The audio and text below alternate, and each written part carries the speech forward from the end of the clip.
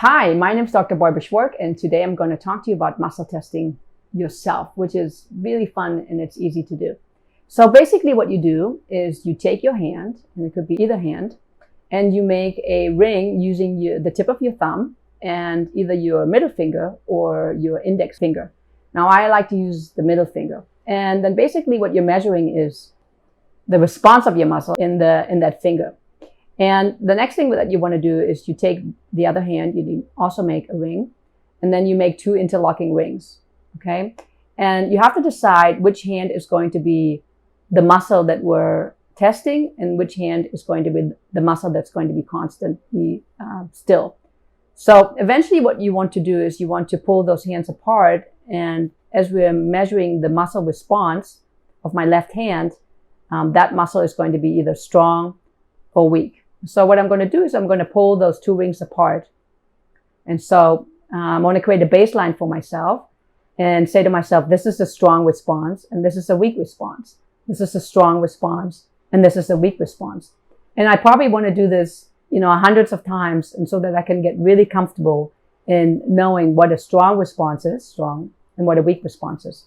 Now, you need to remember that you always want to keep one of the hands closed, and the ring in the other hand is going to be the one that's going to be opening and closing. You don't want to confuse yourself and switch over. The next thing that you want to do is you want to start making statements, and so that you can create a baseline. And I use my name. It's a really easy way for me to see if I'm congruent or incongruent with something. And so I'm just going to say, my name is Barbara, and I'm testing my muscle, and you can see it's strong. And my name is Susan.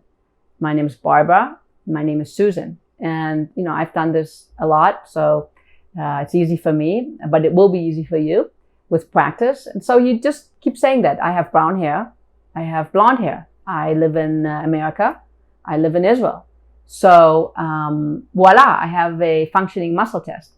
Now, there are other ways to do it. And some people use one hand. This is actually what I do. I just use one hand and muscle test the response of the muscle here. Some people use themselves as a pendulum. Some people push down on the finger.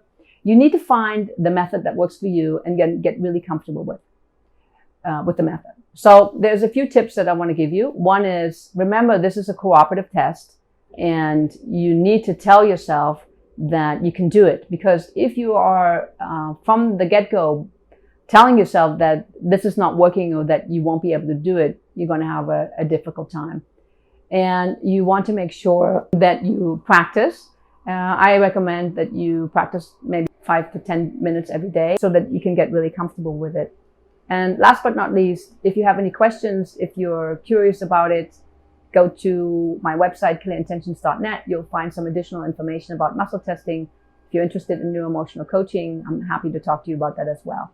So practice makes perfect, and enjoy.